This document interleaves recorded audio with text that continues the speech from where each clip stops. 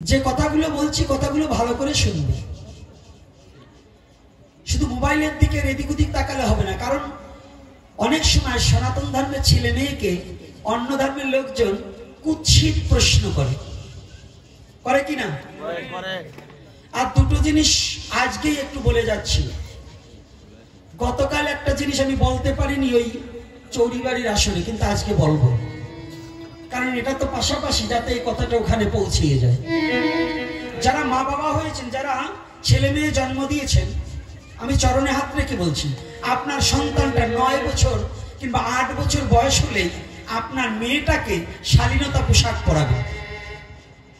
এটা আমার নির্দেশ, অনুরোধ এবং চরণে হাত রেখে বলছি।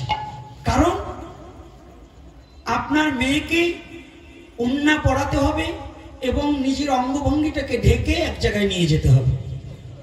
আপনার উপযুক্ত মেয়ে 12 বছর 13 বছর 14 বছর হয়েছে, সেই মেয়ে ওই ষাঁড় গরুর মতো ঘুরিয়ে বেড়াবে উন্না ছাড়া, এতে কিন্তু সমাজ এবং দেশ এবং জাতি এবং ধর্ম কোনোটাই ভালো চোখে দেখে না। এই কথা কি রাগ করছেন নাকি আমার কথায়? যথার্থ না মিথ্যা? আগে যদি ধর্ম ধর্ম করছেন, কীর্তন দেবেন, যদি নিজের চরিত্র পরিবর্তন না করতে পারেন, তাহলে ধর্ম করে লাভ কি? যে পোশাকে আমার দিকে তাকালে আর একজনের কাম ভাবাপন্ন হবে, ওটা কোনো পোশাক নয়, ওটা নগ্ন। ওর চেয়ে নগ্ন থাকলেও আর একজন চোখ ফিরিয়ে নেবে। এজন্য আপনার সন্তানকে এমন পোশাক পরিধান করান যেন অন্য কোনো যুবক আপনার পুত্র কন্যাকে দর্শন করে যেন সে আকৃষ্ট না হয়, যেন কোনো বিপদ না ঘটে। আমার সবচেয়ে বড় স্লোগান এই বাংলাদেশে, যেটা আমাদের অহরহ হচ্ছে, আমাদের কোমলমতি ছেলে মেয়েগুলো ব্রেন ওয়াশ করে ধর্মান্তরিত করা হচ্ছে। এমন কোনো দিন নেই ফেসবুকে 2-1টা না পাওয়া যাচ্ছে। অন্য পাঠকরা কোনো শুধু শাস্ত্রের কথা বলে, আর আমার জীবনের কথাটা হচ্ছে এই, আমার চোখের সামনে যেগুলো ঘটেছে, আমি এগুলোকে প্রতিহত করার জন্য এবং এটাকে থেকে ফিরিয়ে আনার জন্য আমার মনোপ্রাণ দিয়ে আমি চেষ্টা করে যাব, যেন এই সত্য কথাটাকে ধরে ধরে তুলে তুলে যেন আমার সনাতনী জাতি ভুল বোঝে যে যেন নিজের স্বধর্মের চেয়ে পৃথিবীতে অন্য কোনো ধর্ম বড় হতে পারে না। নিজের স্বধর্মের চেয়ে সনাতনে কি নেই? যে কোমলমতি ছেলে মেয়েরা ফোন পেলেই আলাপ শুরু করে দাও, কিছুদিন পরে তোমাকে হিন্দু পরিচয় দিয়ে দেখা গেল ফাঁসিয়ে ফেলার পরে 1 বছর 6 মাস 2 বছর তোমাকে প্রেমের আলাপ ভালোবাসার কথা বলতে বলতে ফাঁসানোর পরে চলে গেলে, গিয়ে দেখলে না সে আমার সনাতনী নয়। তার চেয়ে বিপদ কিন্তু ঘরেও আসা যায় না, ওখানেও থাকা যায় না। এই বিপদে যেন কেউ না পড়ে। আর সনাতন ধর্মে নাই পৃথিবীর এমন কোনো কথা নাই, সনাতন ধর্মে নাই পৃথিবীর এমন কোনো তত্ত্ব নাই, সনাতন ধর্মে নাই পৃথিবীর এমন কোনো জ্ঞান নাই। পৃথিবীতে যখন কোনো ধর্মের উৎপত্তি হয় নাই, তখন বেদ জ্ঞান ছিল। পৃথিবীতে যখন কোনো শিক্ষার ব্যবস্থা চালু ছিল না, তখন সনাতন ধর্মে গুরুকুল ব্যবস্থা ছিল। যারা ইতিহাসবিদ আছেন, যারা লেখাপড়া করেছেন, আসুন আমি যে কথাটা বলছি, একটা কথা মিথ্যা বলেছি, তাহলে সেই ধর্মে জন্মগ্রহণ করে যাদের কুরুচি ভাবাপন্ন হয়, তাদের আমি আর কিছু বলবো না। আজকে বলবো না, আগামী দিন ঝাড়বানি। আজকে বলবো না, কারণ আমার মহাপ্রভু বলে দিয়েছে যে তুই আর কিছু করিস বা না করিস, নিজের স্বজাতি চিন্তার উপরে দুটো কথা বলবি। কি বলা যাবে না? এটা কি প্রয়োজন আছে কিনা? আমার এক বাবা, হয়তো তারাপদ মন্ডল মহাশয়, প্রশ্নদাতা। তো বাবা, আমি তো ডায়াবেটিক্সের রোগী, আরো জানি না, আমি মহামূর্খ, অত লেখাপড়া জানি না। আপনারা যে সুন্দর করে এত সুন্দরভাবে যে লিখে দিয়েছেন, আমার চোখেও একটু কম দেখি, পারি না। আবার দ্বিতীয়তে মূর্খ, তো এত উচ্চারণ আমি করতে পারি না। তার মধ্য দিয়েও যতটুকু পারছি, তিলক ব্যবহারের কথা, ত্রিলোক। আজকাল আমাদের জল তিলক ধারণ করে অনেকে, তবে জল তিলক কার জন্য, কখন প্রয়োজন? আপদ ধর্ম চিনেন তো? হ্যাঁ, কি আপদ ধর্ম চিনেন? যদি তিলক আমার নাই থাকে, আমার কিনতে যেতে হবে, কিন্তু এখন আহ্নিক সারতে হবে, তখন শুধু জল তিলক নয়, তখনও তুলসী বৃক্ষের নিচের মাটি দ্বারাও তিলক রচনা করা যায়। তুলসী না হোক, রাজপথের মাটি দ্বারাও তিলক রচনা করা যায়। কেন? রাজপথে ওই পথ দিয়ে কত সাধুগুরু বৈষ্ণব কৃপা করে হেঁটে যায়, যেন ওই ভক্তের চরণ ধুলি আমার ললাটে লাগালে পরে মহাপ্রভুর কৃপা যেন আমার প্রতি বর্ষিত হয়। আর যখন কোনোটার উপায় থাকে না, তখন হচ্ছে বিপদ কালে আপনি প্লেনে যাচ্ছেন, আপনি নৌকায় যাচ্ছেন, এখন আপনার তিলকও নেই, মাটিও নেই, তখন আপনি জল তিলক ধারণ করতে পারেন। রাধে রাধে। তাছাড়া দীক্ষিত ব্যক্তির আহ্নিক করতে হলে, সন্ধ্যাহ্নিক করতে হলে তিলক ধারণ করা একান্ত বৈধ। আমাদের মধ্যে অনেক মতপথ বেরিয়েছে, তারা বলে তিলক খারাপ কথার সাথে তুলনা করে এবং তুলসী বৃক্ষ বাড়ি রাখে না। অনেকের গুরুদেব বলছে তুলসী বৃক্ষ রাখবি না, তুলসী গাছে জল দেওয়া যাবে না, ভোগে তুলসী দেওয়া যাবে না। যারা এই ধরনের কথা বলে এরা আদতেও কলির চেলা, এরা কোনো সৎ গুরু নয় এবং কোনো মত পথের সঠিক আচার্য নয়, ওরা আচার্য, ওরা আচার্য নয়, আচার্য। যদি হঠাৎ করে একটা জিনিস দেখেন, বলে কি একটা আশ্চর্য জিনিস দেখলাম, তো ওরা হচ্ছে আশ্চর্য। কিন্তু আচার্য কাকে? যার আচরণ বিধি ভালো করে, যিনি নিজের স্বধর্মকে রক্ষা করে নিজের জীবন বলি দেয়, এই বিশ্ব জগতে তিনি আচার্য হয়। আজকে এই তিলক রচনার কথা, এই তিলকের উপরে আরো ত্রিলোক, স্বর্গ, মর্ত, পাতাল। এই মানব দেহটাও তিনটা খণ্ডে খণ্ডিত, স্বর্গ, মর্ত, পাতাল। কোথায়? স্বর্গ। একটু যখন প্রশ্নটা করেছে, একটু কঠিন প্রশ্ন, এখান থেকে আজকে দেখছি কিছু ভক্ত প্রাণ লোক এসেছে, একটা তত্ত্ব কথা বলে যায়,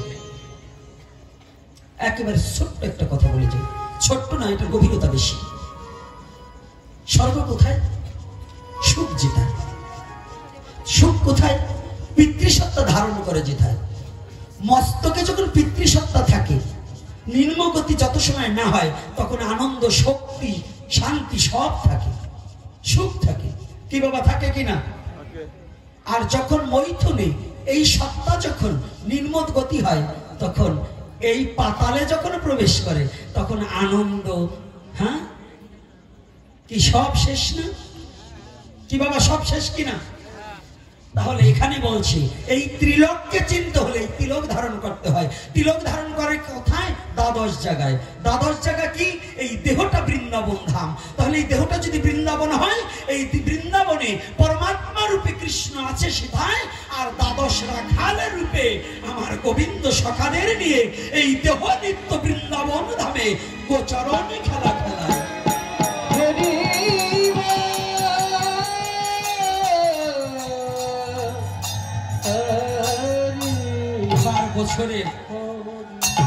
এবার বছরে এইভাবে কোনো কথা বলতে পারি নাই, আর চাইও না। তবে আজকে যেন এই প্রশ্নটার উপরে আমার কেন যেন এই কথাটা বলার খুব ইচ্ছা জাগলেন। এই যে যে তত্ত্বটা, কথাটা ছোট, কিন্তু ভাবটা কি বাবা গভীর নয়? এই তত্ত্বটা কি সত্যিকারের ছোট্ট না বড়? বড় তো। তাহলে তিলক ধারণ করিলে দ্বাদশ গোপাল দ্বাদশ ফুটায় জাগ্রত যে হয়, তুলসীর মালায় ভক্তি দেবী ভক্তি পাওয়া যায়।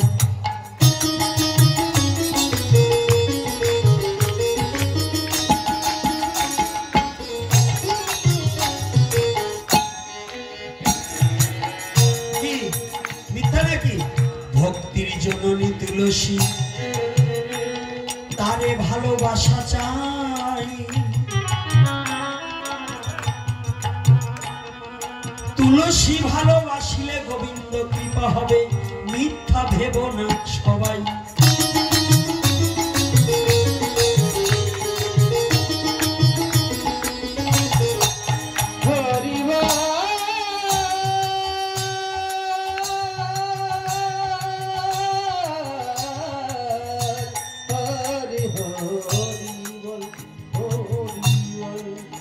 যে ভগবান আসেন, ভগবানের ডাকেন, কেমন করে ডাকছে? ভাগবত বক্তা মহানামৃত ব্রহ্মচারীকে প্রশ্ন করলেন, কই গো তোমার ভগবান ডাকছে, আমরা তো শুনিতে পাই না। তুমি যে বলিলে ভগবানে ডাকিছে,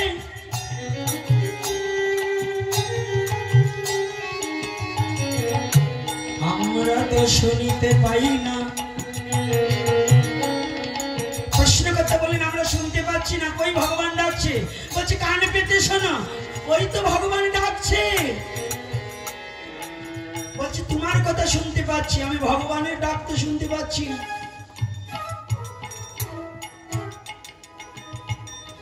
বলছে তুমি শুনবে কেমন করে? আজও ভগবান আদ্যাবধি সেই লীলা করে গোড়ারায়, কোন কোন ভাগ্যবান তাহা দেখিবারে পায়।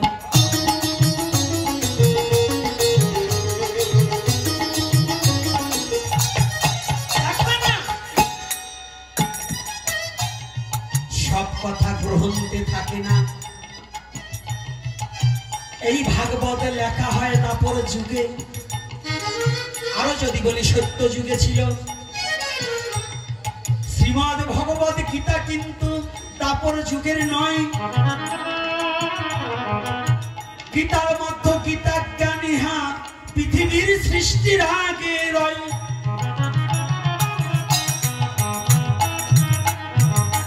এই গীতা জ্ঞান ছিল, যেমন গীতায় তাহার প্রমাণ দিল। ভগবান কৃষ্ণ বললেন, হে অর্জুন, আমি তোমাকে এই গুচ্ছ গীতা জ্ঞান বলিতেছি, তুমি শ্রবণ করো। এই জ্ঞানে পূর্বে আমি বলিয়াছিলাম সূর্যকে, সূর্য বলিয়াছিল সাপুত্র মনুকে, মনু বলিয়াছিলেন ইক্ষাকুকে, ইক্ষাকু বলিয়াছিলেন রাজঋষিগণকে। কালক্রমে সেই যোগ নষ্ট প্রায়, আমি আবার পুনর্বার তোমার মধ্যে প্রতিষ্ঠা করিতেছি। অর্জুন তখন জিজ্ঞাসা করে, কৃষ্ণ দয়াময়, তোমার আগে যদি সূর্যের জন্ম হয়, তুমি এই যোগ শিখালে কেমনে বলো হে আমায়?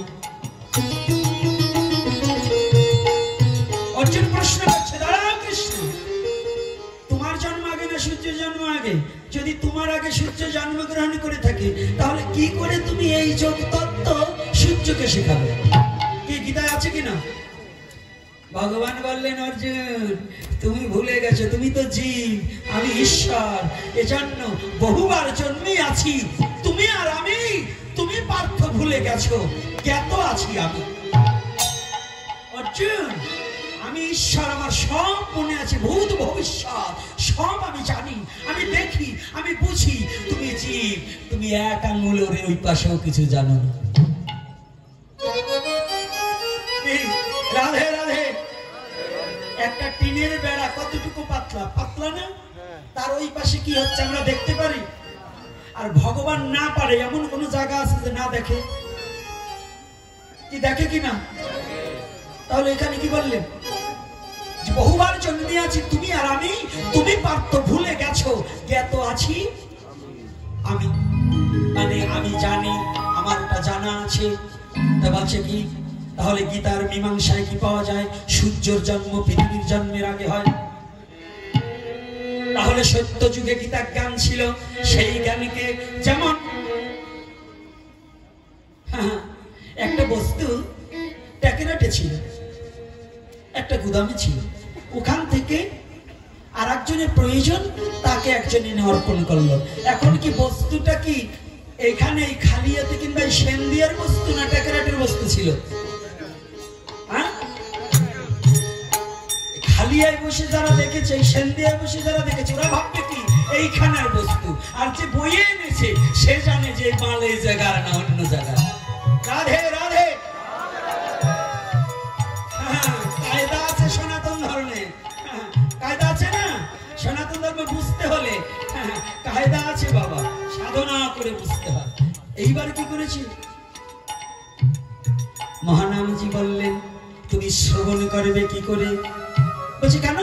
আপনার কথা তো শুনতে পাচ্ছি, আপনি কেন? আমি কৃষ্ণ যে কথা বলছে, ভগবান ডাকছে, শুনতে পাবো না কেন? ও, ভগবানের কথা শুনতে চাও? জানো, তোমার কর্ণ দুখানা বধির হয়ে গেছে। আপনার কথা শুনতে পাচ্ছি আর আমার কর্ণ বধির হয়ে গেছে। আগো, হাই গো, কুকথা শ্রবণ করিতে করিতে সারা জীবন কোনদিন ভগবানের কথা কর্ণে শ্রবণ করনি। আজ তুমি কুকথা শ্রবণ করিতে করিতে তোমার কর্ণ দুখানা যে বধির হয়ে গেছে। আজ ভগবান বংশী ধ্বনি করছে, সেই ভগবানের বংশীর ধ্বনি তোমার কর্ণ কুহুরে যায় না।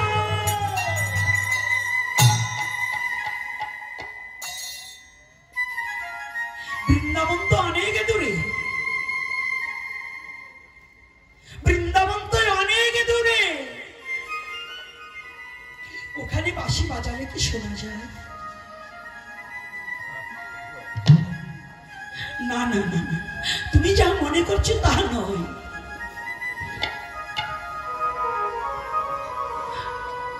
ওটা একবার বৃন্দাবন হয়েছে। আর জানো, তিনটা বৃন্দাবন। একটা লীলা ক্ষেত্র বৃন্দাবন, ভারতবর্ষে নয়। আর একটা নিত্য বৃন্দাবন, যেখানে হরি নাম সংকীর্তন এবং ভগবানের কথা হয়, এটাও বৃন্দাবন। আর একটা বৃন্দাবন এই হৃদয়ে বৃন্দাবন, দেহ বৃন্দাবন। যে বৃন্দাবনে কৃষ্ণ নাহং বৈকুণ্ঠে যোগিনাং হৃদয়ে ন চ মদ ভক্ত যত্র গায়ত্রী তত্র তৃষ্টা মেহে নারদ। নারদ, আমি আমার ভক্তের হৃদয়ে চিরই অবস্থান করি। আমার ভক্তকে ছেড়ে ক্ষণকাল আমি দূরে থাকতে পারি না। তাহলে এই হৃদয়ে বৃন্দাবনে বসে আমার স্বামী সুন্দর বনমালী বংশী বাজায়। ভক্ত যারা এই জগতে কর্ণ যাদের পবিত্র হয়েছে, তারা একমাত্র ভগবানের বংশী ধ্বনি শ্রবণ করিতে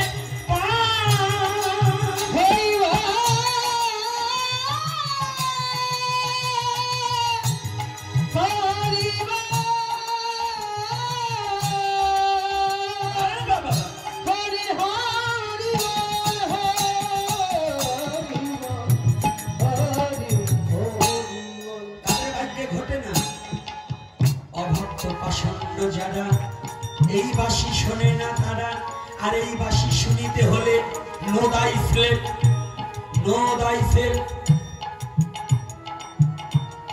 নিজেকে চেনো, নিজেকে জানো। নাকি এই বাঁশি শুনতে হলে কাকে চিনতে হবে? এই কাকে? নিজেকে। তোমাকে চিনলে ঈশ্বরকে তোমার চিনতে হবে না। তোমাকে তুমি চিনলে ঈশ্বর তোমাকে টেনে লইবে। রাধে রাধে। আগে তুমি কে, তাই এই আমি কে, এই তত্ত্বটা আলোচনা করবো আগামী দিন। তবে কমিটি নাকি আপনাদের কাছে কালেকশন করবে। তাই বাবারা কই, আপনারা বেরিয়ে পড়ুন।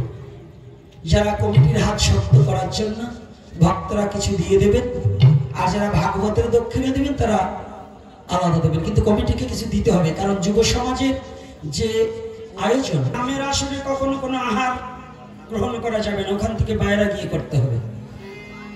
নোংরামি সব জায়গায় চলবে না। সনাতন ধর্ম নিয়ে যে নোংরামি করবে তাকে ঘাড় ধাক্কা ধরে ওখান থেকে সরিয়ে দিতে হবে। কারণ সনাতন ধর্মের মতো পবিত্র পৃথিবীতে আর কিছু কোথাও পাবে না। তোমার একটা আচরণের জন্য, আমার একটা আচরণের জন্য আমার গোটা সনাতনী কখনো কলঙ্কিত হতে পারে না। পারে বাবা? তাহলে এই সনাতনকে ভালোবাসতে হলে পবিত্রতা রক্ষা করতে হবে। আর তোমরা ছোট মানুষ, আমি ছোটদেরকে খুব ভালোবাসি, কিন্তু যদি বাদরের মতো করো তাহলে বাদর কিভাবে সোজা করতে হয় আমি কিন্তু জানি। সাবধান। এইবার তিনটি বার্তা দিয়েছে। প্রথম বার্তা হচ্ছে, আমাদের সনাতন ধর্মের মধ্যে কিছু সংখ্যক পণ্ডিত ঈশ্বর বিশ্বের বলতে কিছু নেই, এরকম বলে না, ভগবান ঠগবান কিছু নেই। কিছু পণ্ডিত বেরিয়েছে, বলছে জগৎটা ভোগের জন্য এসেছি, ভোগ করবো, ঈশ্বর বিশ্বের আবার কি। একজন দার্শনিক যিনি ফেলোছবির উপরে ডক্টরেট করেছেন, ফেলোছবির উপরে ডক্টরেট করেছে, ইনি হচ্ছেন ডক্টর মহানামব্রত ব্রহ্মচারীজি।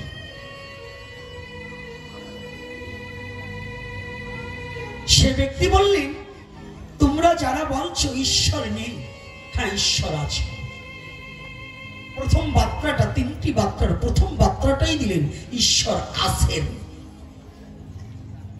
ঈশ্বর আছেন বুঝবো কি করে? যদি ঈশ্বর না থাকিত, যেমন যদি তাকে জিজ্ঞাসা করা হয় যে তাহলে তুমি ঈশ্বর না থাকলে তুমি কি করে আসলে, অনেকজন বলবে কেন এটা প্রাকৃতিক ভাবে আমার বাবা মায়ের মধ্য দিয়ে আমি এসেছি। আচ্ছা বাবা বলুন দেখি, আজকে একজন মাস্টার মশাই আসছি, জড়িয়ে ধরেছে, বাবা আমি একজন রিটায়ার্ড প্রাপ্ত শিক্ষক, আমার শারীরিক অবস্থাটা একটু অসুস্থতা, আপনি একটু আশীর্বাদ করবেন। তাহলে এই সেন্দিয়া এবং এই খালিয়াতে আমি জানি অনেক ডাক্তার, অনেক শিক্ষক আছে, আমার মতো এই গরুটাকে মানুষ করার মতো শিক্ষক অনেকজনই আছে। বাবা বেশি হয়ে যাচ্ছে, রানিং আলোচনার সময় যদি এরকম ডিস্টার্ব হয় বাবা, আমি কিন্তু অন্যরকম লাগে বাবা। হ্যাঁ যাক, আর হাত দিও না তো, এখন ভালো মন্দ যা হয় হয়ে যাবে, যাক আর হাত দিও না। রানিং কথাটা তো, এই কথাটা জোগাড় করতে হলে অনেক সময় একটু মাথা খাটাতে হয়, সব কথা মুখস্থ নিয়ে এসে বলা যায় না। যায় বাবা, হ্যাঁ পুঁথিগত বিদ্যা পরহস্ত ধন, নহে বিদ্যা নহে ধন হলে প্রয়োজন। পুঁথিগত বিদ্যায় কখনো সবকিছু হয় না, অপরা বিদ্যাও কিছু লাগে। আজকে যে শিক্ষিত ভদ্রলোক আছেন, যারা আছে, আচ্ছা বলতে পারেন যারা সায়েন্স নিয়ে লেখাপড়া করেছেন, সত্যিকারে কি মা বাবার মধ্য দিয়ে কি আমার সৃষ্টি? একটা মার একটা বাবা হলেই কি একটা সন্তান জন্ম দিতে পারে? কি পারে বাবা? সম্ভব না। যদি বলেন যে হ্যাঁ সম্ভব, আসুন আমার সন্নিকটে, তাহলে তাকে দেখিয়ে দেবো এই খালিয়া, এই সেন্দিয়া অনেক মা বাবা আছে, আজকে 40 বছর চেষ্টা করেছে একটা বাচ্চা তার গর্ভে আসে, আছে না? এরকম ব্যক্তি আছে কিনা? তাহলে মা বাবার চেষ্টায় পৃথিবীতে একটা সন্তান আসে না। তাহলে কি, যেমন একটা ঝগড়া বাঁধলে 3টা পক্ষ হয়, একটা বাদী পক্ষ, একটা বিবাদী পক্ষ, আর একটা তৃতীয় পক্ষ। তৃতীয় পক্ষ না হলে দুটো পক্ষকে যেমন মিলানো যায় না, তদ্রূপ মার বাবা হলেই একটা সন্তানের মা বাবা হওয়া যায় না যদি ঈশ্বরের কৃপা কারো প্রতি বর্ষিত না হয়।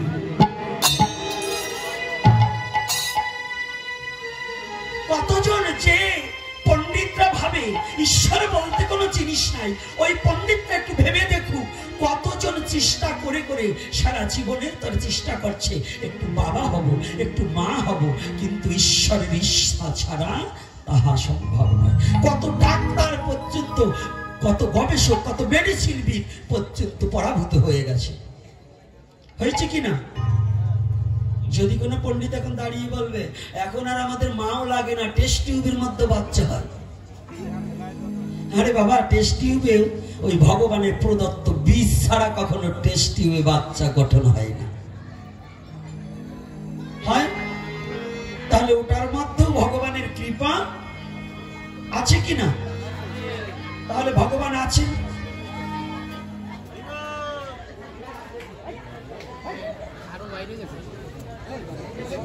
এই মালগুলো কারা নিয়ে আইছে, ওটা একটু ধরা যায় না?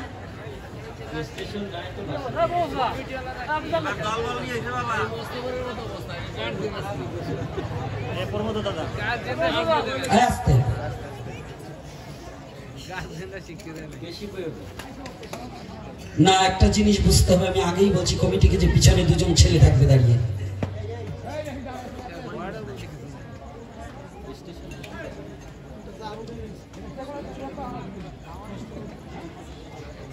আস্তে রাধে। এইবার কারণ এত কথা যদি একেবারে কানের কাছে বলে তখন কিন্তু মাথা ঠিক থাকে না, এটা আপনারা বুঝবেন। তাহলে ভগবান আছেন, আছে কি নাই? কথা বলতে হবে, আছে কি নাই? অন্য পাঠকরা আপনাদের যা বলে আপনারা খালি বসে বসে শুনবেন, আর এই মুখ পোড়া হনুমানটা আসলে মাঝে মাঝে ভেস্কির সাথে সাথে আপনাদের মুখ লড়াতে হবে। তাহলে দ্বিতীয় বার্তা দিয়েছে ভগবান আসেন।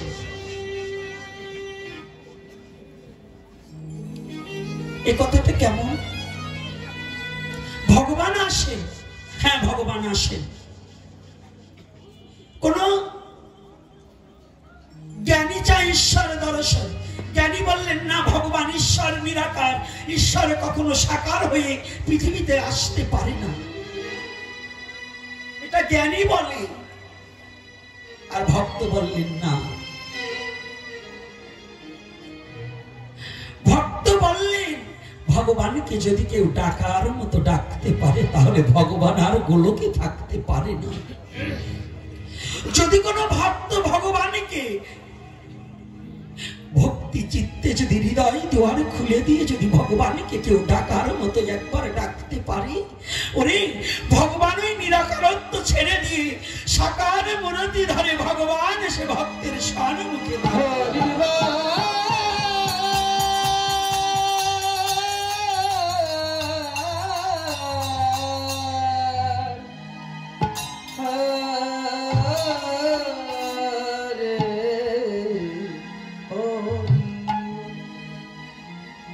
জমিদার টাকার অহংকারে বিদ্যার গৌরবে ঈশ্বর ভজন করে না। ঈশ্বর যা আসেন এই জিনিসটাকে একটু বিস্তারিত আলোচনা করছে। এক জমিদার টাকার গৌরবে বিদ্যার গৌরবে ঈশ্বরের ভগবানের কোনো কিছু মানছে না। কারণ আমাদের মধ্যে তো টাকা হলে বাবাকেও ভুলে যায় ছেলে যদি আলাদা খায়, তাই না? ছেলে যদি অনেক শিক্ষিত হয়, বাবা যদি কৃষিজীবী হয়, তাহলে কিন্তু বাবাকেও একটু পরিচয় দিতে অনেক শিক্ষিত ভদ্রলোক ছেলের একটু লজ্জা লাগে। এরকম কুলাঙ্গার আছে কি না? আমাদের মধ্যেও এমন কোনো ব্যক্তি আছে আগে ভাত পেত না, এখন দুটো পয়সা হয়েছে, এখন আর ভগবানকে চিনে না। এখন আর ভগবান ঠগবান লাগে না, এখন আমি সব পারি। এই টাকা আর কয় আমি দিয়েছি বেল্লি, এই টাকা কয় এই জমি আমি রেখেছি। একবারও মুখে বলি না যে যাহা কিছু দিয়েছে আমার অনাদির হাতে গোবিন্দ দিয়েছে, গোবিন্দ ভিন্ন আমার কোনদিন ইহা কিছু করিবার যোগ্যতা হয়নি। তদ্রূপ ওই জমিদারের অহংকার জমেছে, জমিদারি পেয়ে বিদ্যার অহংকারে ভগবত ভজন থেকে বিচ্ছিন্ন হয়ে গেছে। কিন্তু ওই জমিদারের এক কর্মচারী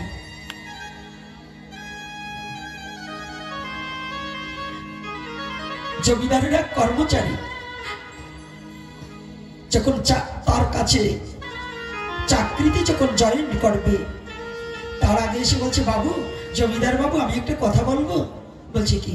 মাসের মধ্যে আমাকে সারাদিন ছুটি না দিলেও হবে, আমাকে 5 দিন 3 দিন ছুটি না দিলেও চলবে, তবে আমাকে প্রতিদিন 3 টাইম একটু ছুটি দিতে হবে, 10 মিনিট করে অন্তত। বলছে কেন? বলছে দেবেন কিনা তাহা বলুন। আমাকে মাত্র সকালে 10 মিনিট, দুপুরে 10 মিনিট, আর সন্ধ্যা আগত হলে 10 মিনিট। তো বাবু মনে করছে যাক ও 30 মিনিট চেয়েছে, সারা বছরে যদি ছুটি না কাটায়, যদি এই 30 মিনিট প্রতিদিন কাটায়, তাতে এমনিতে তো মানুষ বিশ্রাম নেয়। কিন্তু জমিদার বাবু বাড়িতে একটা গোবিন্দ মন্দির পর্যন্ত নেই, একটা গোবিন্দ মন্দির পর্যন্ত নেই। দেখবেন শুধু ওই জমিদার নয়, আমাদের সমাজেও 5 তলা বাড়ির মালিক আছে, কোটি টাকা ব্যাংক ব্যালেন্স আছে, অথচ আমার ভগবানকে রাখার মতো একটু জায়গা হয় না। ভগবানের একটা বিগ্রহ রাখার জায়গা হয় না। সনাতন ধর্মের মধ্যে আমি দেখেছি দোতলা ঘর দেখেছি, গেস্ট হাউস দেখেছি, অথচ ভগবানকে ওই মাচার খুঁটির নিচে ছোট্ট একটু জায়গার মধ্যে রেখেছি, তার জন্য আলাদা কোনো জায়গা হয় না। অথচ গেস্ট আসবে বিধায় তার জন্য কত সুন্দর করে ঘর করে রেখেছে, ল্যাপ তো সুখ বিছিয়ে দিয়েছে। আর আমার ভগবানের প্রতিচ্ছবিটা রাখার জন্য সে কারো ঘরে, অনেকের ঘরেই জায়গা হয়নি। কি এরকম ব্যক্তি আছে না বাবা? আজকে ওই জমিদার বাবুর কর্মচারী প্রতিদিন সুপ্রভাতে উঠে ব্রহ্ম মুহূর্ত কালে স্নান করে বাড়ির পাশে একটা তুলসী গাছে দৌড়ে গিয়ে, জমিদার বাবু তো তুলসী গাছ ভালোবাসে না, পছন্দ করে না, উনি সকালে বেলা স্নান করে তুলসীতে জল অর্পণ করে নিরিবিলি ওনাকে যে বিশ্রামের জায়গাটা দিয়েছে, ওখানে ভগবানের একটা বিগ্রহ রেখে ওনার যে গুরুদেব যে নাম দিয়েছে ওই নাম জপ করছে। সকালে নাম জপ করে, দুপুরে নাম জপ করে, সন্ধ্যায় নাম জপ করে, আর ওই 10টা মিনিট যখন নাম জপ করে, নাম জপ করবার গিয়ে কি যেন কি মনে করে দুটি নয়নের জলে বক্ষ প্লাবিত করে ফেলছে। জমিদার বাবু ভাবলেন সারা ও তো আমার কাছ থেকে সময় চেয়ে নিল, এই সময়টাও করে কি, আমি একটু দেখি তো। হঠাৎ করে দেখতে পায় ও চোখ বন্ধ করে নয়নের জলে কাঁদছে, নয়ন জলে বক্ষ প্লাবিত করে ফেলছে। ও, আমি তো ওকে মারিনি, কোনোদিন বকা দেয়নি, তো কাঁদছে কেন? বুঝতে পারবে না তো যারা অভক্ত পাষণ্ড, যারা ভগবানকে কোনোদিন ভালোবাসেনি, তারা যেমন হরি নামের মধ্যে কতজন কাঁদে আর পাশ থেকে কতজন হাসে, হাসে না বাবা? কেউ কাঁদে আর কেউ হাসে। ও ভক্ত কাঁদছে কেন? ওই যে ব্যক্তি হাসছে না, ও বুঝতে পারে না যে এই হরি নামের মধ্যে কত আনন্দ আছে, কত প্রেম আছে, কাউকে মারতে হয় না। হরি নামে এমনি ভক্তের নয়নের জলে বক্ষ প্লাবিত।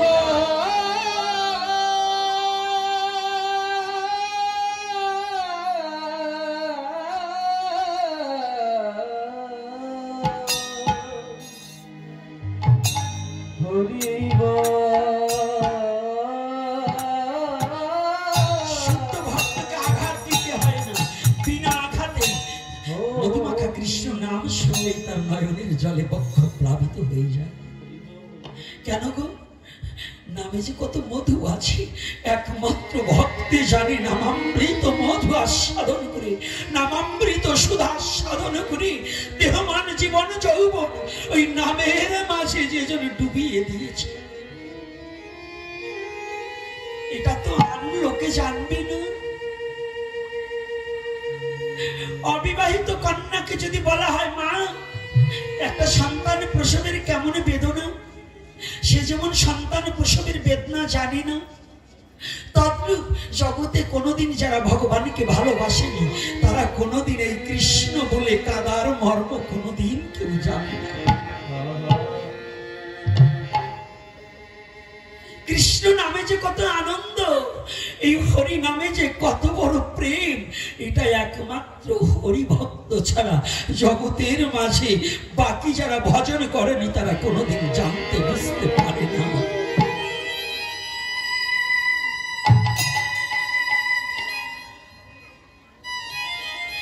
জমিদার ভাবছে আমি তোকে কোনো সময় আঘাত করিনি, কোনো কটু কথা বলিনি, তাহলে কাঁদছে কেন? আজকে বেরোনোর পরে ওকে জিজ্ঞাসা করো। যখনই ওই ভক্ত বেরিয়েছে জমিদার বলছে এদিকে আসো। আচ্ছা তুমি কাঁদলে কেন? তোমাকে তো আমি কখনো আঘাত করিনি, কটু কথা বলিনি। বাবু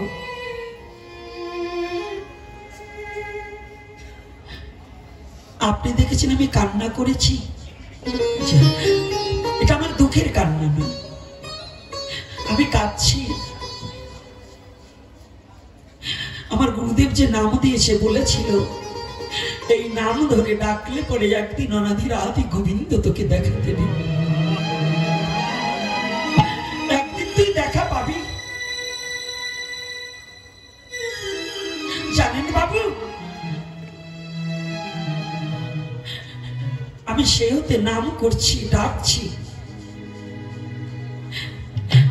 কিন্তু জানি না কতদিনে আমার এই মানব জীবনে কতদিনে আমি আমার ভগবানের চরণ প্রান্তে পৌঁছাতে পারব।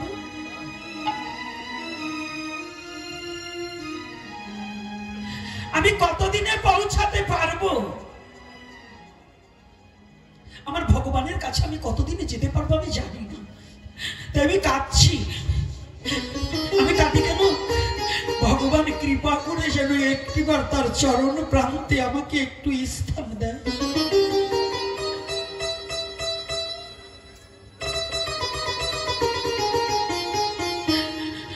আমি প্রাণ ভরে কাঁদি কেন জানি? আমি এটা কাঁদতে পারি না, এটা আমার অভিনয়, কিন্তু আমি তারে ডাকার মতো ডাকে জানি না, তাকে ডাকার মতো আমি ডাক জানি না, তারে ডাকার মতো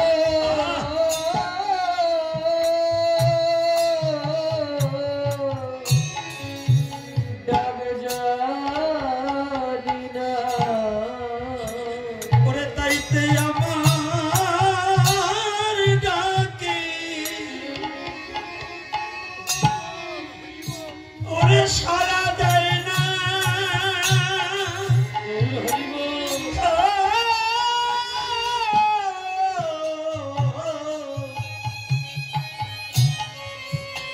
আমি তারে ডাকার মতো ডাকে জানি না। তাই তো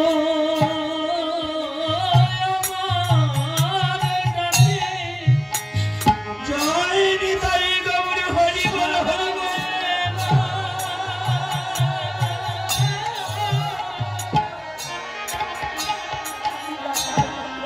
আমি ডাকার মতো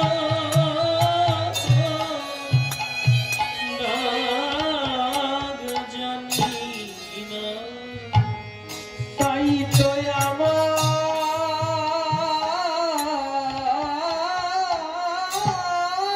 ডাকে সাড়া দেয় না, সাড়া দেয় না।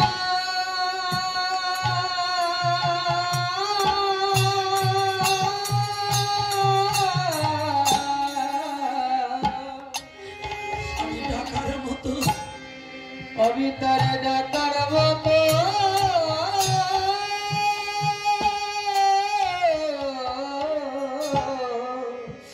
ডাক জানি না, ডাক জানি না। ও সে কাছে এসেও ওরে আমায় দেখা দেয় না।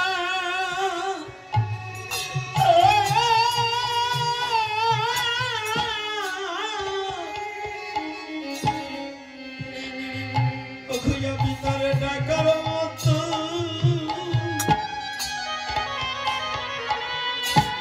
ডাক জানি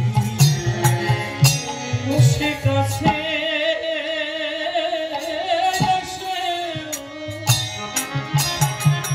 আমায় দেখা দেয় না, আমায় দেখা দেয় না।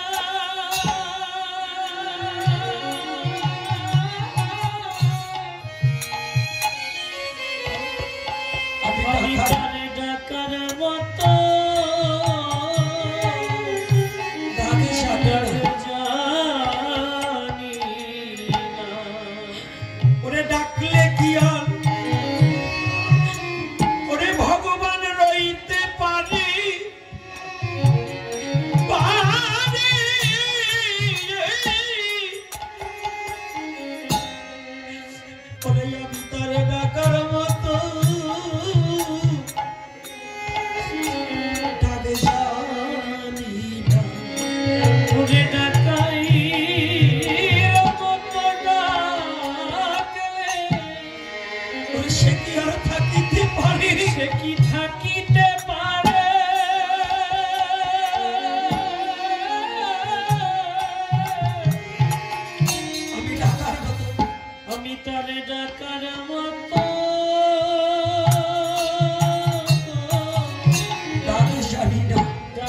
জানি তারে ডাকলে পরে সে কি আর থাকিতে পারে? সে কি আর থাকিতে পারে?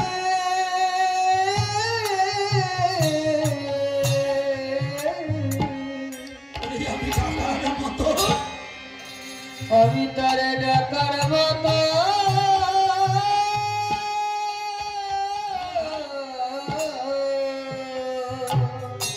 জানি না, তারে ডাক জানি না। এই হয়েছে তোমাদের এই আবেগপূর্ণ কথাটাই। ঈশ্বর নিরাকার, সে কি কখনো গোলক ছেড়ে ভুলকে আসে? এসব বন্ধ করে দিয়ে কাজে মনে লাগাও। জমিদার বাবু, হ্যাঁ, ডাকলে ঈশ্বর আসে। কোনো মতেই জমিদারকে মানানো যাচ্ছে না। মানবে কেন? তার্কিক লোক তো, তারা তর্কটাই করে যাবে, তারা ঈশ্বর তত্ত্ব উপলব্ধি করতে চায় না। কি চায় বলুন? শয়তান কখনো ভালো দিকে যেতে চাবে না। যেতে চায়? কি কথার উত্তর দেবেন? যেতে চায়? বলছি আরে আমি ওটা মানি না। তো এই জমিদারের একটা মাত্র ছেলে, জমিদার একটু অল্প বয়সে জমিদার, তো একটা মাত্র পুত্র হয়েছে। পুত্রটা কেবল হামাগুড়ি দেওয়া শিখেছে। এদিকে ভাদ্র মাস এসে গেছে, কিন্তু ওই ভক্তের ওই কথাটা মনে রয়েছে। জমিদার বলছে ঈশ্বর আসতে পারে না, ঈশ্বর আসে না গোলকছে। তো ওই ভক্ত তো মনে রেখেছে। ভক্ত এইবার ওই জমিদারের স্ত্রীর কাছে গিয়ে বলছে, দেখবেন যত বড় চাকরিজীবী, বড় বাবু যারা, বড় শিক্ষিত যারা, সব জায়গা জোর খাটাতে পারলেও বউয়ের কাছে কিন্তু নরম। কি বউয়ের কাছে নরম না? সাহেব যারা, আপনারা যদি অতি কৌশলে কোনো কাজ করাতে চান, সাহেবকে বাদ দিয়ে সাহেবের বউয়ের সাথে যোগাযোগ করবেন, দেখবেন বউতে বললেই হরি বল 100% 100 হয়ে যাবে। নাকি 100% ঠিক না? নাই, উনি বসবে না। তাই এইবার যখনই জমিদার গিয়ে বল, জমিদারের ওই যে পুত্র হামাগুড়ি দেওয়া শিখেছে, জমিদারের স্ত্রীর কাছে গিয়ে ভক্ত গিয়ে বলছে, মা বাবুকে একটু বলুন, ভাদ্র মাস নৌকায় করে ঘুরতে কত চমৎকার আনন্দ লাগে জানো মা? জলের উপর দিয়ে নৌকা চলবে, তখন যদি আমরা একটু ঘুরতে যাই কত আনন্দ হবে। বলছি ঠিক বলেছিস, আমি বাবুকে বলবো। জমিদারকে বলছে চলো আমরা কিন্তু ঘুরতে যাব, আমরা ঘুরতে যাব। যখনই বলছি আমরা ঘুরতে যাব, এদিকে ওই ভক্ত একজন আর্টিস্ট শিল্পীর কাছে, মানে একজন মৃৎশিল্পীর কাছে জমিদারের পুত্রটাকে কোলে নিয়ে গিয়ে বলছে, দেখো এই পুত্রের মতো হুবাহু, এক দেখতে, একই রকম চেহারা, কোন রকমে যেন পরিবর্তন না হয়, এরকম একটা পুত্রকে তৈরি করে দেবে মাটি দ্বারা। যখন মাটি দ্বারা ওই পুত্র তৈরি করে নিয়ে এসে গোপন রেখেছে, ঠিক ভাদ্র মাসে জলে ভরা মাঠ, জমিদার, জমিদারের স্ত্রী, পুত্র সহ যখন নৌকায় উঠেছে এবং এই ভক্ত সহ, এইবার ঘুরতে গেলে নানাবিধ কথা হয়, তো কথা হচ্ছে, কিন্তু এই ভক্তের মনে যে চালাকি আছে আজকে প্রমাণ করে দেবে যে ভগবান নিরাকার, ভগবান সাকার হয়ে পৃথিবীতে আসে। এই জমিদারের ওই পুত্রটাকে তৎকালীন সময় ছয়ে নৌকা ছিল না, ওই টাবুইরে নৌকা বলে, বা বাবা। তো ওই টাবুইরে নৌকার আবার এক পাশে একটা ছালা দিয়ে, বস্তা দিয়ে একটা পর্দা বানিয়ে দিত না। তো ওই জমিদারের অরিজিনাল ছেলেটাকে নিয়ে এসেছে। মাঝিকে বলছে তুমি রেখে দাও, ওরা তো দুজনে একেবারে ভালো কথায় মত্ত আছে, তাই তুমি এই ছেলেটাকে একটু রেখে দাও। এইবার ওই যে মৃৎশিল্পী দ্বারা যে পুত্রটাকে তৈরি করেছে, আস্তে আস্তে ওটাকে ঠেলতে ঠেলতে জমিদারের কাছে নিয়ে রেখেছে। তো যখন একসময় মধুর কথায় মত্ত হয়ে গেছে, ওই ভক্ত আস্তে একটু ধাক্কা দিয়ে ওই ওনার পুত্রের মতো দেখতে তো ওই পুতুলটাকে ফেলে দিয়েছে জলের মধ্যে। যখনই জলের মধ্যে ফেলে দিয়েছে, জলের মধ্যে ছেলে পড়ার সাথে সাথে জমিদার বাবু চিৎকার করে উঠেছে, ওরে আমার খোকাজি জলের মধ্যে পড়ে গিয়েছে। একই লাভ দিয়ে জমিদার বাবু লাভ দিয়ে খোকাকে ধরতে যাচ্ছে। যখন লাভ দিতে গিয়েছে অমনি টেনে ধরেছি। আপনি নামছেন কেন? আমরা তো আছি। বলছি কেন? তোমরা আমাকে নামতে দাও, আমার ছেলে জলের মধ্যে পড়ে যাচ্ছে, তোমরা বলছো আমরা যাব? আমাকে নামতে দাও, আমার দেরি করো না, আমার ছেলেকে আর ফিরে পাবো না। আমরা এতগুলো কর্মচারী থাকতে আমি তো আছি, আপনি নামবেন কেন? আরে তুমি পুত্রের যন্ত্রণা কে বুঝবে? পুত্রের কথাটা তো আমি বুঝি, এজন্য আমার পুত্র শোক আছে, আমার পুত্রটাকে আমার ধরে আনতে হবে। বলছে জমিদার বাবু একটু দাঁড়ান। কি? এই নেন আপনার পুত্র। অরিজিনাল পুত্রটাকে কোলে দিয়ে বলছে, বাবু আপনারা একদিন বলেছিলেন ঈশ্বর নাকি ভুলকে আসে না। হ্যাঁ আসে না, আমি বলেছিলাম। বলে আজকে যেমন আপনার, আমি এটাকে বুঝাবার নিমিত্তে আপনার ছেলের মতো একটা পুতুল তৈরি করে যেমন জলের মধ্যে ফেলে দিয়েছি, আপনি আমাদের অপেক্ষা না করে যেমন ওই জলের মধ্যে ঝাঁপিয়ে পড়তে যাচ্ছেন আপনার পুত্রকে ধরার জন্য, তদ্রূপ ভক্ত যখন প্রাণের দুয়ার মনের দুয়ার খুলে দিয়ে ভগবানকে ডাকে, ভগবান তখন গোলক ছেড়ে এই ভূলোকে অবনী নেমে আসে।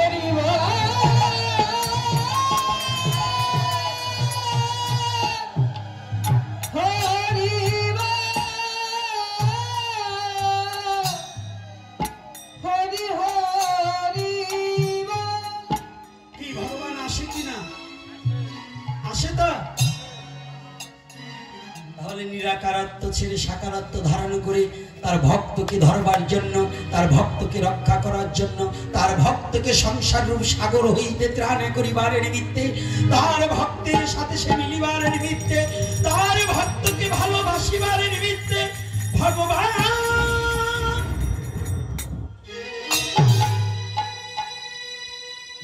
আমার অবনীত।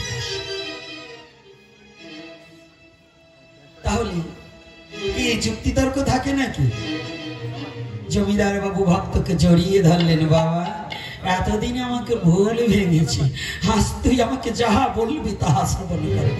জমিদার বাবু কে বললেন, জমিদার বাবু আমি আর কিছু আপনাকে নির্দেশ দেব না, আজ হতে আপনি গোবিন্দ চরণে নিজেকে সমর্পণ করে দিন।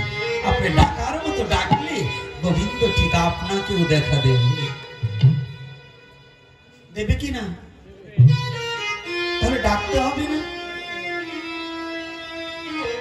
ডাকতে হবে কি না? মিথ্যা কথা। এখন এরকম এরকম করছেন না, এখন যদি বিপরীত কথা বলি তাহলে আপনারা সব উঠে যাবে। যদি বলেন কেন? এখন বলছেন ডাকার মতো ডাকলে ছুটে আসে। 5ই আগস্টের পরে যে আপনাদের ডাকা হলো, আপনারা বেরিয়েছিলেন তো?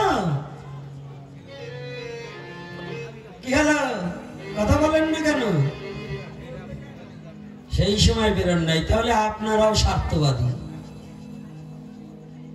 যত শিক্ষিত দেখি, যত জ্ঞানী দেখি, পণ্ডিত দেখি, একটু স্বার্থ ত্যাগ করে জাতির জন্য না রাস্তায় নামতে হবে, পথে নামতে হবে।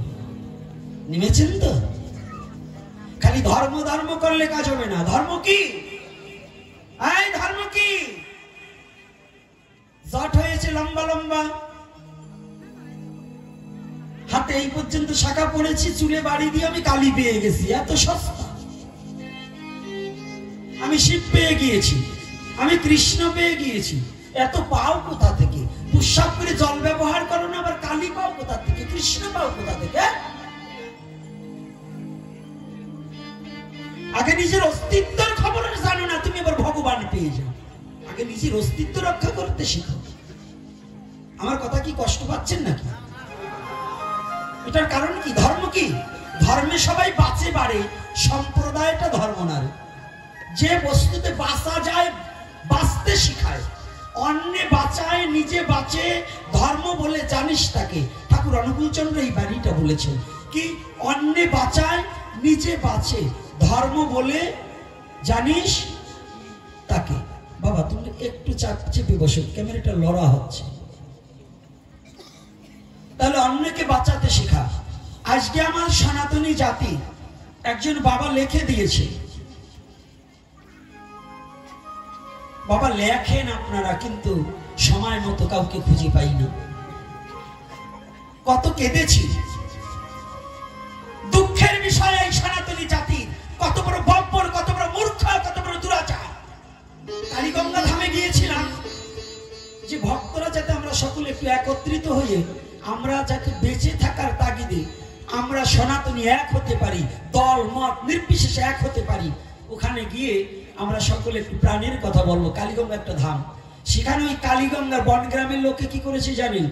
আমি নাকি ওখানে অন্য কাজে গিয়েছি, মানে সন্ত্রাসী কার্যকলাপ ছড়াতে গিয়েছি, এজন্য সেন্দাঘাট থানায় এই পুলিশ ফাঁড়িতে খবর দিয়ে এক গাড়ি পুলিশ নিয়েছে। কাদের জন্য লড়বো, কাদের জন্য জীবনে কথা বলবো? এরা কি সনাতনী?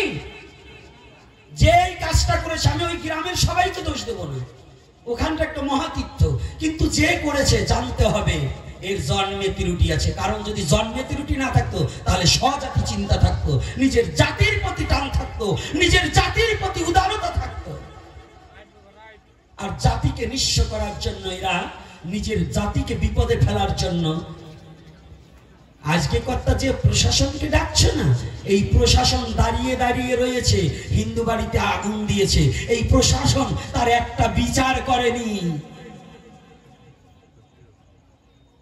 জেনে রাখবা, এই বাংলায় যদি এখনো তুমি সচেতন না হও, তোমার চোখের সামনে তোমার মেয়েকে ধর্ষণ করবে, প্রশাসন দাঁড়িয়ে থাকবে, কোনো বিচার পাবে না যদি তুমি নিজে হাতে লাঠি নিয়ে দাঁড়িয়ে এই দুঃশাসনকে যদি দমাতে না পারো।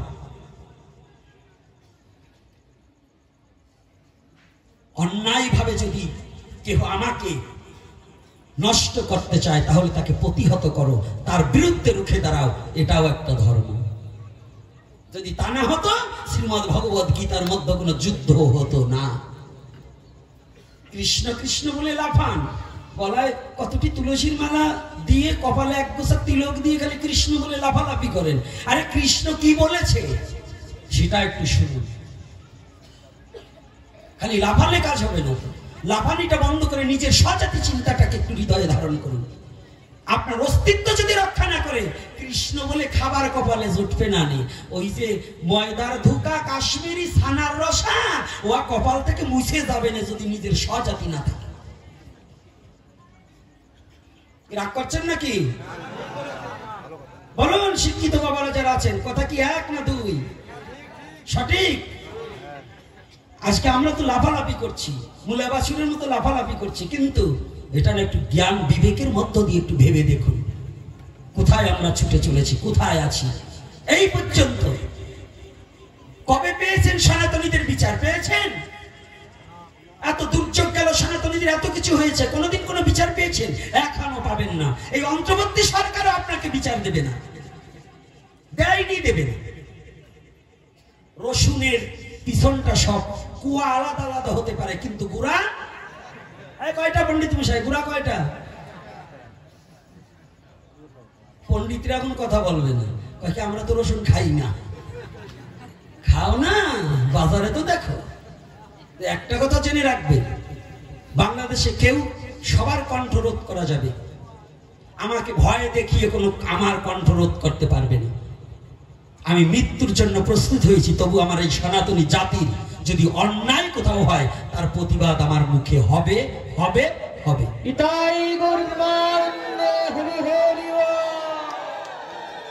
কোনদিনও বন্ধ করবে। ন্যায্য বিচার যতদিন না পাবে, যতদিন সত্য প্রতিষ্ঠা না হবে, ততদিন পর্যন্ত এই লড়াই আমার চলে যাবে।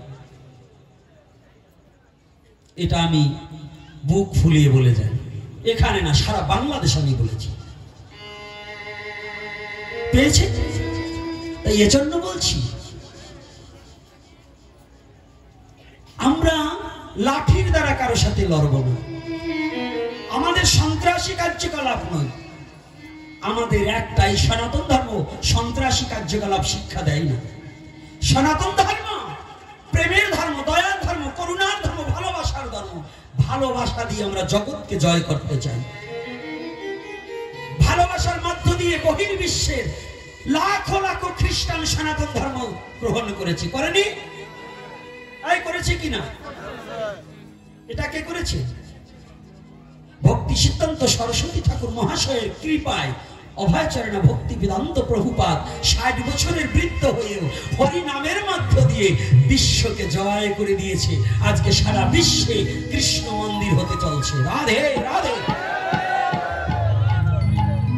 আর ও সনাতনী, তোমার এই বাংলার সম্পদ নিয়ে ওরা ধনী, আর তোমার দেশের ধনকে তুমি চিনছ না। ও বাঙালি, গৌর হরি কাদের? আমাদের। তাই গৌর হরি আমাদের, ওরা গৌর বলে কেটে গড়াগড়ি যায়। আর আমাদের দেশের কিছু লোক গৌর বললে আরো ওদের কষ্ট হয়, আছে না? কৃষ্ণ বললে বলে ওদের মা বাবার শ্রাদ্ধ হবে না, কৃষ্ণ নাম করাই যাবে। এগুলো আমার সামনে পড়তো। কৃষ্ণ বললে বলাই যাবে না, হরে কৃষ্ণ বললেই বলে ওদের 14 গোষ্ঠীর পিণ্ডি অশুদ্ধ হয়ে যাবে। এগুলো ভাগ্যিস ভালো আমার সামনে পড়ে। এরা একটু দেখতাম যে এরা কারা, এরা কি সেই কালনেমির বংশধর কিনা। যাক, ওদিকে বলবো না। আর একটা বার্তা রয়েছে, তাই না বাবা? বার্তা কেবল দুটো হয়েছে, আর একটা রয়েছে না? ভগবান আসেন, ভগবান আসেন, এইবার হচ্ছে ভগবান ডাকেন। কি বলবো না বলবো না? হ্যাঁ, আলোচনা করবো না করবো না? করবো। কয় মিনিট? হ্যাঁ, কয় মিনিট? আরো 1 ঘন্টা? না, আজকে বেশি সময় দেবো না, কারণ হ্যাঁ আজকে আর এক জায়গায় যেতে হবে। আর আপনাদেরকে আগামী দিন সকালে সকালে আসলে একটু বেশি সময় দেবো। কারা কারা আগামী দিন আসবেন একটু হাত তুলুন তো। রাধে রাধে। আমি কিন্তু হাত তুলি না, তাহলে কি আমি আসবো না? আমি হাত তুলছি। যদি গোবিন্দ আমার দেহে প্রাণ রাখে, যদি গোবিন্দ আমাকে সুরক্ষা করে রাখে, যদি গোবিন্দ কৃপা করে আমাকে নিয়ে আসে, তাহলে আপনাদের চরণ দর্শন করবার নিমিত্তে আগামী দিন আবার আসবো, নাকি? তাহলে এই বার্তাটা না বলে যাব না। তোমরা যতই তাড়াতাড়ি করো, কিন্তু এই বার্তাটা তো আমার শুনিয়ে যেতে হবে।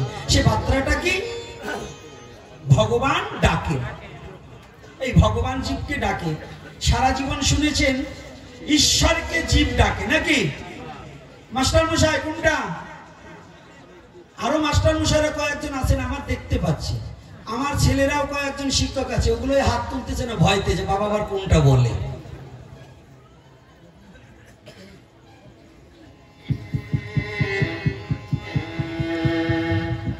তাহলে আমার ছেলেরাও হাত তুলছে না, কিন্তু হাত তুলতে হবে। ভগবান ডাকেন, এটা বড় আজব কথা নয়। তবে কথাটা কোন যুগের জন্য জানুন? সত্যতিতা দাপরে এই 3 যুগে কোনোদিন ভগবান ডাকেনি। 3 যুগে ভগবান ভক্তকে ডাকেনি। তাহলে সনাতন ধর্মের 4টে যুগ। কি কি যুগ?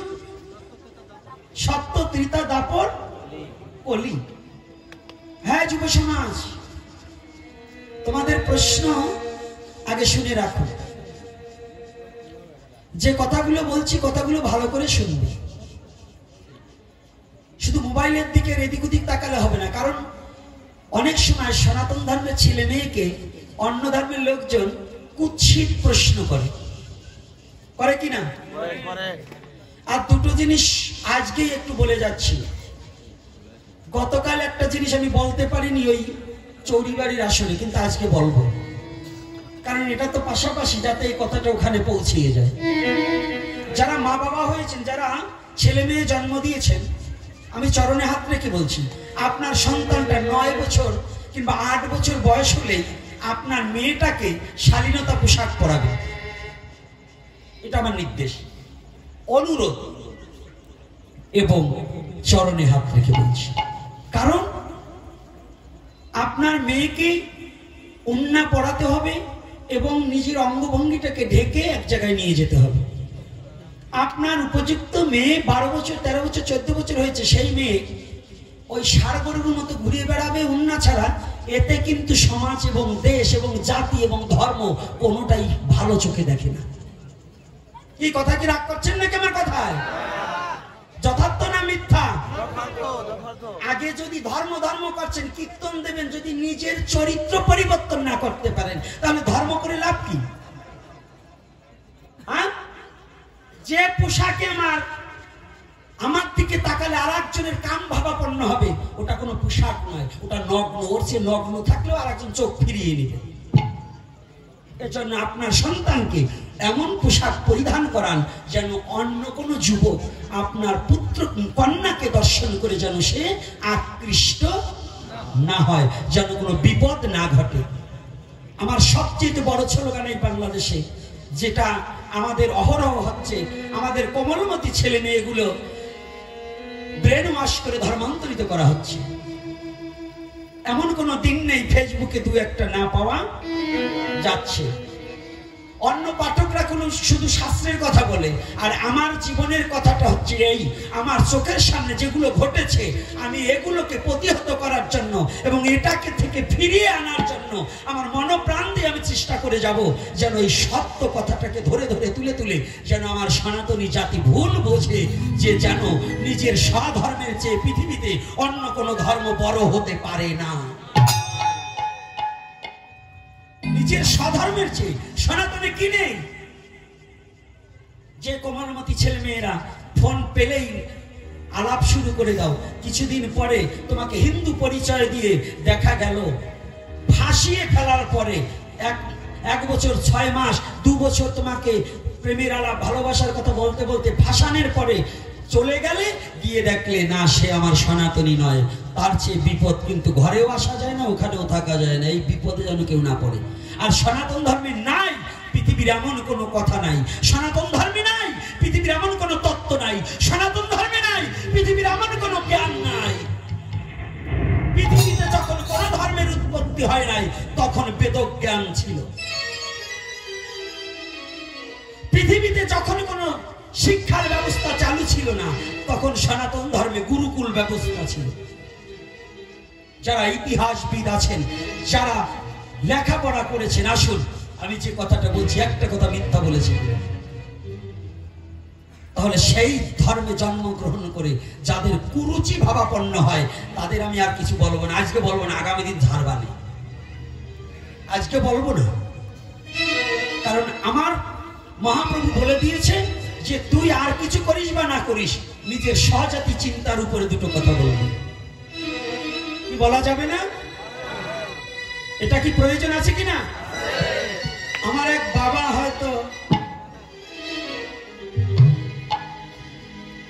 তারাপদ মন্ডল মহাশয় প্রশ্নদাতা, তো বাবা আমি তো ডায়াবেটিক্সের রোগী আরো জানি না, আমি মহামূর্খ, অত লেখাপড়া জানি না।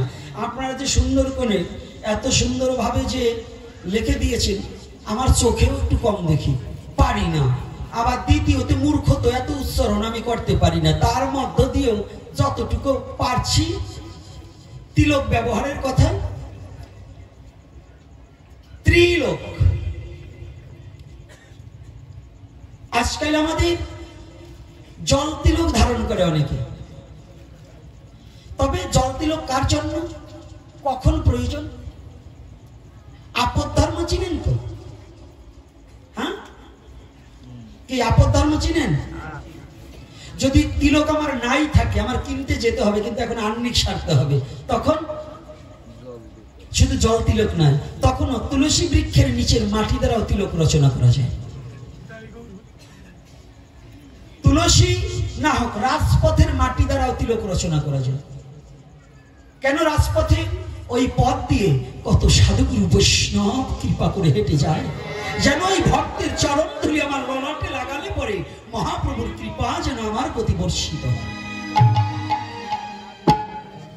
আর যখন কোনোটার উপায় থাকে না, তখন হচ্ছে বিপদ কালে আপনি প্লেনে যাচ্ছেন, আপনি নৌকায় যাচ্ছেন, এখন আপনার তিলকও নেই, মাটিও নেই, তখন আপনি জল তিলক ধারণ করতে পারেন, রাধে রাধে।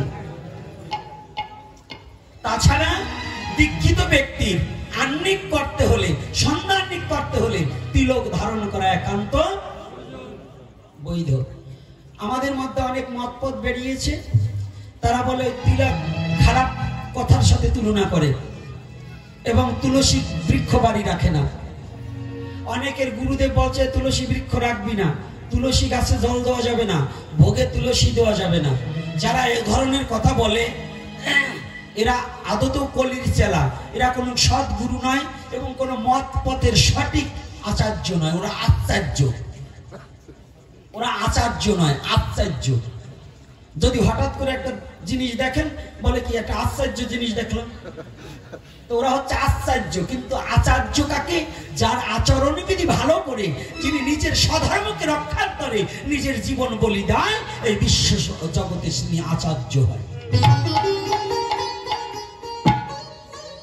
আজকে এই তিলক রচনার কথা, এই তিলকের উপরে আরো ত্রিলোক, স্বর্গমত্ত পাতাল, এই মানব দেহটাও তিনটা খণ্ডে খণ্ডিত, স্বর্গ মত্ত পাতাল। কোথায় স্বর্গ? একটু যখন প্রশ্নটা করেছে একটু কঠিন প্রশ্ন, এখান থেকে আজকে দেখছি কিছু ভক্ত প্রাণ লোক এসেছে, একটা তত্ত্ব কথা বলে যায়, একেবারে ছোট্ট একটা কথা বলে যায়, ছোট্ট না, এটা গভীরতা বেশি। স্বর্গ কোথায়? সুখ যেথায়। সুখ কোথায়? পিতৃসত্তা ধারণ করে যেথায়। মস্তকে যখন পিতৃসত্তা থাকে, নিম্নগতি যত সময় না হয়, তখন আনন্দ, শক্তি, শান্তি সব থাকে, সুখ থাকে। কি বাবা, থাকে কিনা? আর যখন মৈথুনে এই সত্তা যখন নিম্ন গতি হয়, তখন এই পাতালে যখন প্রবেশ করে, তখন আনন্দ, হ্যাঁ কি সব শেষ না? কি বাবা, সব শেষ কিনা? তাহলে এখানে বলছি এই ত্রিলোককে চিনতে হলে তিলক ধারণ করতে হয়। তিলক ধারণ করে কোথায়? দ্বাদশ জায়গায়। দ্বাদশ জায়গা কি? এই দেহটা বৃন্দাবন ধাম। তাহলে এই দেহটা যদি বৃন্দাবন হয়, এই বৃন্দাবনে পরমাত্মা রূপে কৃষ্ণ আছে সেটাই, আর দ্বাদশ রাখালের রূপে আমার গোবিন্দ সখাদের নিয়ে এই দেহ নিত্য বৃন্দাবন ধামে গোচরণে খেলা খেলায়।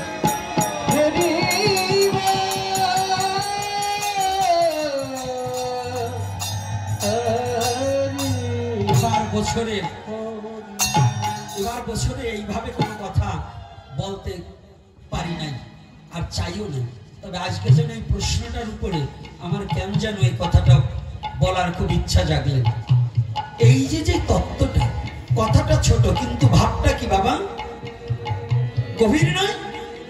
এই তত্ত্বটা কি সত্যিকারের ছোট্ট না বড়? বড় তো। তাহলে তিলক ধারণ করিলে দ্বাদশ গোপাল দ্বাদশ ফুটায় জাগ্রত যে হয়, তুলসীর মালায় ভক্তি দেবী ভক্তি পাওয়া যায়।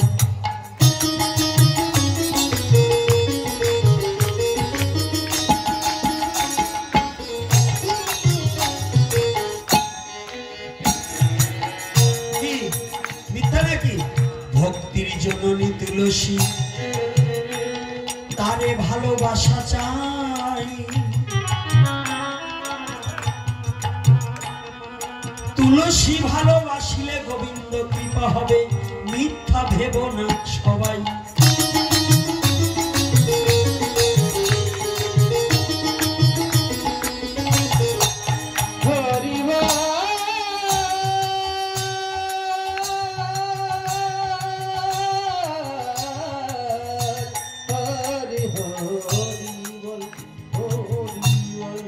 আজকে ভগবান আসেন, ভগবানের ডাকেন, কেমন করে ডাকছে? ভাগবত বক্তা মহানামৃত ব্রহ্মচারীকে প্রশ্ন করলেন, কই গো তোমার ভগবান ডাকছে, আমরা তো শুনিতে পাই না। তুমি যে বলিলে ভগবানে ডাকিছে,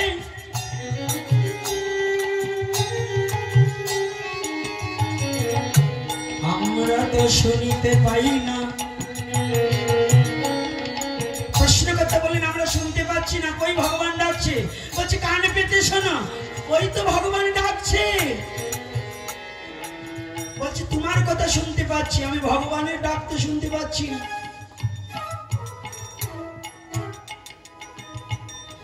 বলছে তুমি শুনবে কেমন করে? আজও ভগবান আদ্যাবধি সেই লীলা করে গোড়ারায়। কোন কোন ভাগ্যবান তাহা দেখিবারে পায়।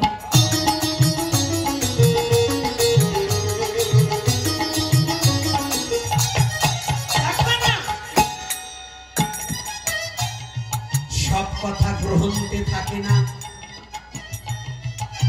এই ভাগবতে লেখা হয় তারপর যুগে, আরো যদি বলি সত্য যুগে ছিল। শ্রীমদ ভগবত গীতা কিন্তু তারপর যুগের নয়। গীতার মধ্যে গীতা জ্ঞান ইহা পৃথিবীর সৃষ্টির আগে রয়।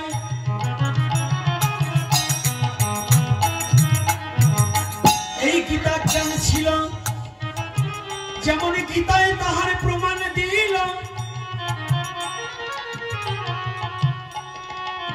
ভগবান কৃষ্ণ বললেন, হে অর্জুন, আমি তোমাকে এই গুচ্ছ গীতা জ্ঞান বলিতেছি, তুমি শ্রবণ করো। এই জ্ঞানে পূর্বে আমি বলিয়াছিলাম সূর্যকে, সূর্য বলিয়াছিল সাপুত্র মনুকে, মনু বলিয়াছিলেন ইক্ষাকুকে, ইক্ষাকু বলিয়াছিলেন রাজঋষিগণকে। কালক্রমে সেই যোগ নষ্ট প্রায় আমি আবার পুনর্বার তোমার মধ্যে প্রতিষ্ঠা করিতেছি। অর্জুন তখন জিজ্ঞাসা করে, কৃষ্ণ দয়াময়, তোমার আগে যদি সূর্যের জন্ম হয়, তুমি এই যোগ শিখালে কেমনে বলো হে আমায়? অর্জুন প্রশ্ন করছে, দাঁড়াও কৃষ্ণ, তোমার জন্ম আগে না সূর্যের জন্ম আগে? যদি তোমার আগে সূর্য জন্মগ্রহণ করে থাকে, তাহলে কি করে তুমি এই যোগ তত্ত্ব সূর্যকে শেখাবে? কি গীতায় আছে কিনা? ভগবান বললেন, অর্জুন তুমি ভুলে গেছো, তুমি তো জীব, আমি ঈশ্বর, এজন্য বহুবার জন্মে আছি। তুমি আর আমি, তুমি পার্থ ভুলে গেছো, জ্ঞাত আছি আমি। অর্জুন, আমি ঈশ্বর, আমার সব মনে আছে, ভূত ভবিষ্যৎ সব আমি জানি, আমি দেখি, আমি বুঝি। তুমি জীব, তুমি এক আঙুলের ওই পাশেও কিছু জানো না। রাধে রাধে। একটা টিনের বেড়া কতটুকু পাতলা, পাতলা না? তার ওই পাশে কি হচ্ছে আমরা দেখতে পারি। আর ভগবান না পারে এমন কোন জায়গা আছে যে না দেখে? কি দেখে কিনা? তাহলে এখানে কি বললেন? বহুবার জন্মে আছি তুমি আর আমি, তুমি পার্থ ভুলে গেছো, জ্ঞাত আছি আমি। মানে আমি জানি, আমার ওটা জানা আছে। তা বলছে কি, তাহলে গীতার মীমাংসায় কি পাওয়া যায়? সূর্যের জন্ম পৃথিবীর জন্মের আগে হয়। তাহলে সত্য যুগে গীতা জ্ঞান ছিল, সেই জ্ঞানকে যেমন একটা বস্তু ট্যাকেরাটে ছিল, একটা গুদামে ছিল, ওখান থেকে আর একজনের প্রয়োজন, তাকে একজন এনে অর্পণ করলো। এখন কি বস্তুটা কি এখানে এই খালিয়াতে কিংবা সেন্দিয়ার বস্তু না ট্যাকেরাটের বস্তু ছিল? খালিয়ায় বসে যারা দেখেছে, এই সেন্দিয়ায় বসে যারা দেখেছে, ওরা ভাববে কি এইখানের বস্তু। আর যে বইয়ে এনেছে সে জানে যে মাল এই জায়গার না অন্য জায়গায়। রাধে রাধে। কায়দা আছে সনাতন ধর্মে, কায়দা আছে না? সনাতন ধর্মে বুঝতে হলে কায়দা আছে বাবা, সাধনা করে বুঝতে হয়। এইবার কি করেছি? মহানামজি বললেন, তুমি শ্রবণ করবে কি করে? বলছি কেন?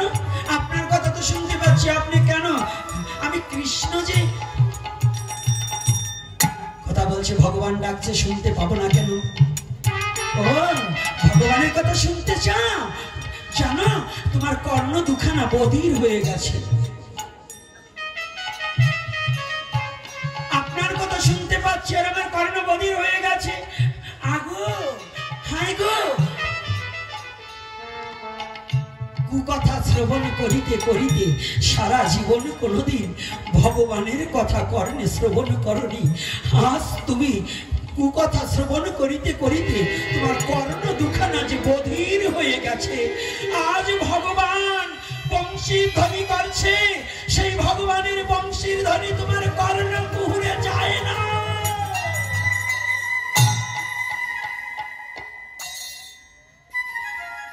বৃন্দাবন তো অনেক দূরে, বৃন্দাবন তো অনেক দূরে। ওখানে বাঁশি বাজালে কি শোনা যায়?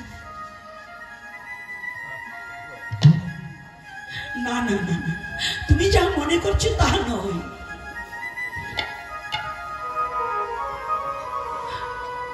ওটা একবার বৃন্দাবন হয়েছে। আর জানো, তিনটা বৃন্দাবন।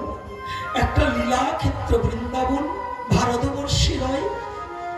আর একটা নিত্য বৃন্দাবন, যেখানে হরি নাম সংকীর্তন এবং ভগবানের কথা হয়, এটাও বৃন্দাবন। আর একটা বৃন্দাবন এই হৃদয়ে বৃন্দাবন, দেহ বৃন্দাবন। যে বৃন্দাবনে কৃষ্ণ নাহং বৈকুণ্ঠে যোগিনাং হৃদয়ে ন চ মদ ভক্ত যত্র গায়ন্তি তত্র তৃষ্টা মেহে নারদ। নারদ, আমি আমার ভক্তের হৃদয়ে চিরই অবস্থান করি। আমার ভক্তকে ছেড়ে ক্ষণকাল আমি দূরে থাকতে পারি না। তাহলে এই হৃদয়ে বৃন্দাবনে বসে আমার স্বামী সুন্দর বনমালী বংশী বাজায়। ভক্ত যারা এই জগতে কর্ণ যাদের পবিত্র হয়েছে, তারা একমাত্র ভগবানের বংশী ধ্বনি শ্রবণ করিতে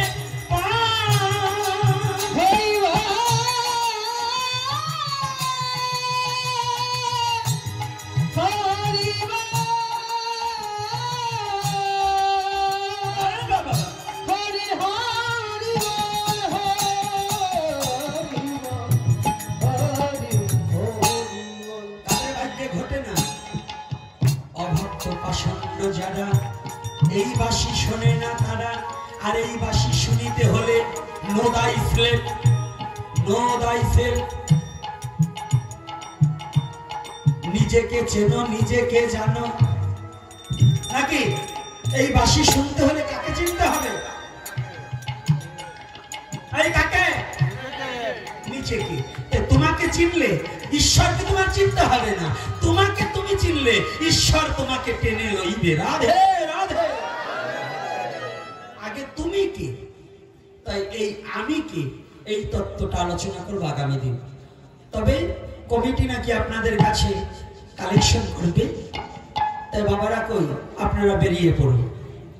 যারা কমিটির হাত শক্ত করার জন্য ভক্তরা কিছু দিয়ে দেবেন, আর যারা ভাগবতের দক্ষিণে দেবেন তারা আলাদা দেবেন। কিন্তু কমিটিকে কিছু দিতে হবে, কারণ যুব সমাজের যে আয়োজন